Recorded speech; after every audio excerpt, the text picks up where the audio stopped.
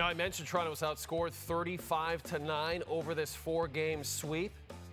Not only that, they had a collective batting average below 200. It was the first time the Jays were swept in a four-game series at the Dome since 2018. Their next series is also at the Dome. It starts Friday. It's a three-game set against the Boston Red Sox. With that, we bring in our Blue Jays reporter, Scott Mitchell, from the Dome. Scotty, the Jays, it's another blowout loss. It's a devastating series. And you were thinking, all right, Kevin Gausman will come in and save the day. But what went wrong for Gausman on Thursday? Yeah, look, you see this kind of surprised look on my face. I didn't have four-game sweep on the bingo card, just the way the Rangers were playing. And this is really surprising and uncharacteristic of Kevin Gausman. We kind of talked coming into this game about him kind of cementing maybe his American League Cy Young case. And that was the guy you had wanted to have on the hill as he had tried to salvage at least one game of the series. But look, just uncharacteristic. The walks, 6 walks. He hasn't done that since 2017. So he hasn't done that in 6 years. Didn't look like himself, gives up a pair of home runs that really compounded those walks. And that's only the 6th time in 29 starts this year that he's failed to complete 5 innings. So didn't look like your ace. And then you look at the offense and you kind of ran through some of those opportunities missed. And really, they just played terrible baseball. And Kevin Gausman said it. We played terrible in all facets.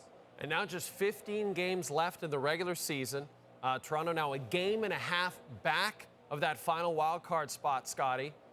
What does this team have to do over the final 2 weeks to get into the postseason? It's all divisional matchups now.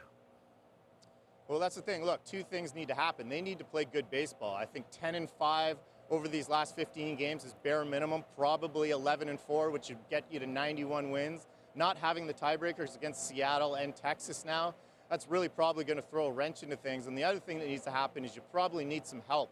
With all the kind of games these guys have out in the AL West against each other, they need one of these teams to really sink and go below 500. If they kind of saw it all off, the Blue Jays might be the team kind of left on the outside looking in, because the math right now, they gave away all their margin for error over these last 4 days, and they need to go start playing good baseball, and it needs to start Friday night. But the problem is they're 3-7 against the Red Sox this year, and they're now 16-16 against the AL West.